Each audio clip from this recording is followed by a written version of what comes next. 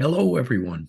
I'm Dr. Jimmy Gutman, author of several best-selling books on the topic of glutathione. Welcome to today's discussion. We're going to take a look at how to increase glutathione levels. The question is often asked, how do I raise glutathione in the human body? You would think that given all the options available on the market, that there would be a simple answer. In reality, the answer is a bit more complex and deserves a closer look. In this discussion, we'll look at the most popular ways: oral glutathione, cysteine, cysteine. Please note the difference in both spelling and pronunciation.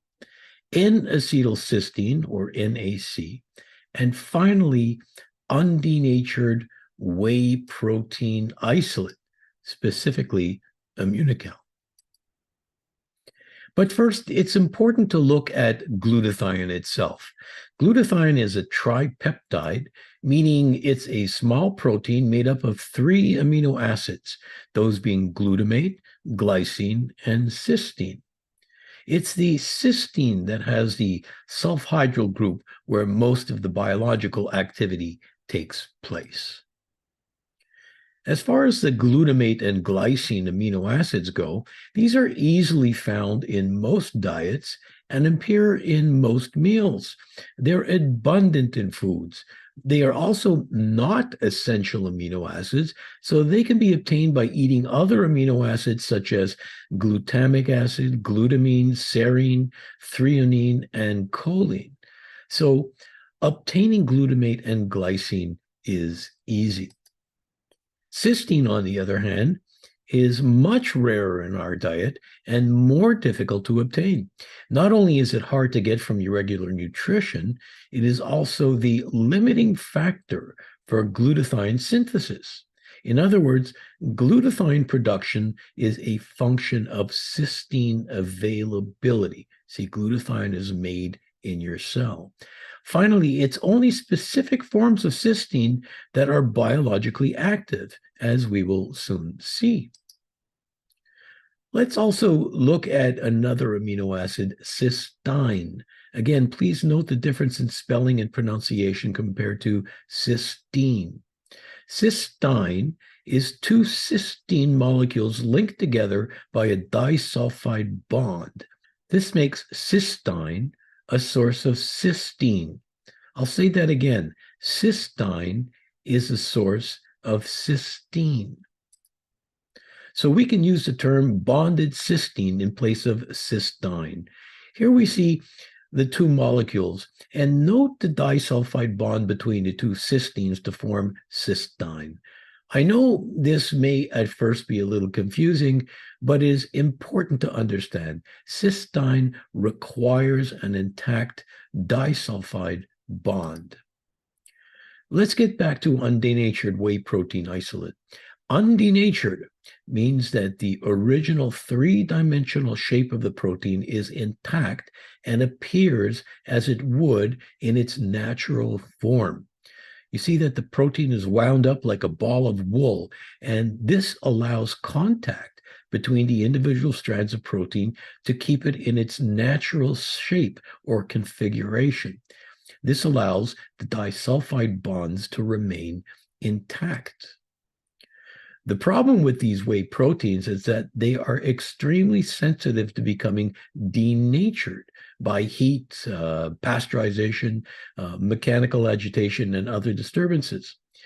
What denaturization does is unfold the proteins so that they no longer are in their original shape. This breaks the disulfide bonds, and the end result is the molecule loses its ability to serve as a glutathione precursor. An unfolded protein does not behave like the original natural protein. Let's take an extreme close-up of one fold in the much larger protein. You see on the left a fold where 2 strands are physically close to each other. This allows a bond between the cysteine in one strand to bond to a cysteine in another strand to form cysteine.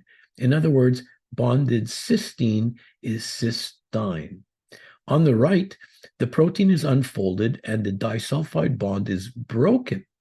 This allows the cysteine molecule to become oxidized and loses potency as a glutathione precursor. Again, not easy to grasp at first, but you may want to replay this section of the video at a later time. Now, most people will wonder, why not just take cysteine supplements to raise glutathione? They are easily available and found everywhere in the market. And in fact, cysteine is promoted as a glutathione precursor. But has this been shown to be true? Well, in fact, it's not true. Eating cysteine is not an effective way to raise glutathione. It is extremely unstable in your digestive tract and is easily oxidized. Not only is the oxidized form of cysteine a poor glutathione precursor, it also carries a certain toxicity. The buildup of oxidized cysteine can serve as a pro-oxidant and cause side effects, usually gastrointestinal distress.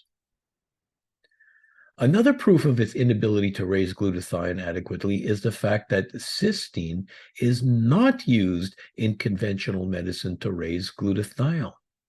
In the 1960s, an altered form of cysteine was developed that could withstand oxidation. Biochemists added an acetyl side chain, which offered protection to the molecule and is thus called NAC or N-acetylcysteine. So NAC can resist oxidation about 15% of the time, which means that 85% is oxidized, which is why NAC has potential side effects that can be annoying. Also, the long-term use is limited because of this problem. Okay, why not just use cysteine? Good question, and it needs to be addressed. Cysteine itself is very poorly absorbed. It is also prone to easy oxidation. It just has not been shown to be a glutathione precursor, and that's why so few clinical studies have used cysteine to raise glutathione, because it doesn't work. Now, in case some of you are not aware, eating glutathione does not raise your body's glutathione level. Glutathione is easily broken down in the digestive tract, and it just does not make it to the cells. This happens mostly because of an enzyme called GGT, gamma-glutamyl People have tried getting around this by coating glutathione or otherwise manipulating it, but there is not enough substantial evidence to show that this approach works. There may be a paper or two, but science needs validation with more than 1 or 2 studies. Oral glutathione is an ineffective way to raise body stores of glutathione. So what exactly works well to raise glutathione levels in a human being? Well, we've seen that oral glutathione is not an efficient way to raise glutathione levels. Glutathione is produced by the cell itself. So the way to raise glutathione is to provide the cell with the precursors or building blocks to manufacture their own glutathione. The cell requires the specific nutrients to make glutathione. That's the bottom line. There are currently only 2 medically accepted ways to do this. Undenatured whey protein isolate, otherwise known as Immunical, or NAC, N-acetylcysteine. NAC is used universally around the world as a glutathione precursor. It has literally thousands of clinical studies published on it. It is the choice used by medical practitioners and by hospitals. And it's available by prescription and in certain countries as a supplement as well. It has a few problems, however. Number one, it has what is called a short half-life. about 3 to 4 hours. So in order to keep glutathione levels continually high, it needs to be taken 3 to 4 times a day. And it has a taste and smell that many people cannot tolerate. And it also has side effects, usually nausea, vomiting, cramps, and other symptoms. And because it should be taken multiple times during the day, you'll feel 3 times as sick the third time you take it. It's also not recommended for long-term usage because of the buildup of oxidized cysteine, which can turn into a situation called hypercystinemia, which is a pro-oxidant state. Finally, undenatured whey protein isolate, also known as Immunical. This has been studied for over 40 years of clinical investigation. There is a wealth of available published research articles. It shows up in some of the major medical reference books in the world, and it has very little known adverse effects. And a single dose of Immunical can show results days after ingestion. So which to choose? Well, we've already pointed out some differences that can make up your mind, but let's take a deeper dive into the biochemistry and how these two differ. Let's look again at how a cell makes glutathione. You see, glutathione is made by the cell. Get some glutamate. Where? Well, whey protein will provide you with glutamate. NAC will not. Get some cysteine. Again, whey protein will provide a great source of cysteine, and in its undenatured form will also provide you with cysteine in the form of bonded cysteine. NAC works by providing cysteine as well. But remember, only 15% of the cysteine in NAC is protected from oxidation, which means that 85% is not protected and will become oxidized. And this is the reason it carries a degree of toxicity. So the cysteine is combined with glutamate, and this forms the molecule gamma-glutamyl-cysteine. See it there? This step is carried out through the use of an enzyme called dipeptidase. Why do I mention this? This dipeptidase is the rate-limiting enzyme for this step. So here's an important difference. NAC requires dipeptidase to form gamma-glutamyl-cysteine. If dipeptidase is missing or in short supply, well, undenatured whey protein can directly supply gamma-glutamyl-cysteine. This is a major advantage of whey protein over NAC. Now, glycine must be added. Where to get glycine? Well, whey protein will give you glycine, but NAC won't. Another difference. Finally, the enzyme glutathione synthase is used.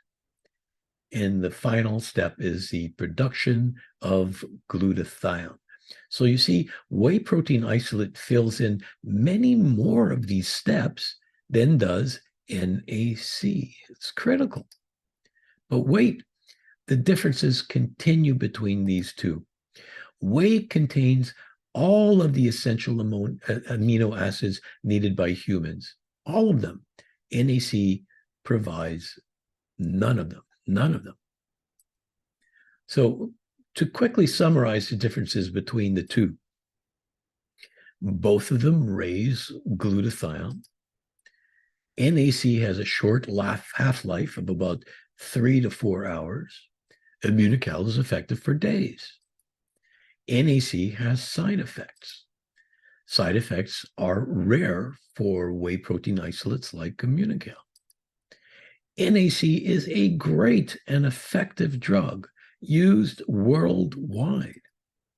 Immunical not only raises glutathione, but here's a major point. Whey protein isolate is a superior source of nutrition. In fact, it has the highest biological value of any known edible protein. Let's look at why whey is considered great nutrition. Well, what is biological value? It's a measurement of how valuable a protein is to your general metabolism. Clearly, different proteins differ in their value to your general nutrition. Eating a hot dog will not provide you with the same value than eating a nice piece of fresh salmon. And these biological values can be quantified. Here we see a list of different BVs from different protein sources, and we see that whey protein isolates have absolutely the highest biological value. So Immunical has the highest BV of any edible protein on the market. Immunical contains all of the essential amino acids needed by man. NAC only contains cysteine. The choice is clear. Thank you for your attention.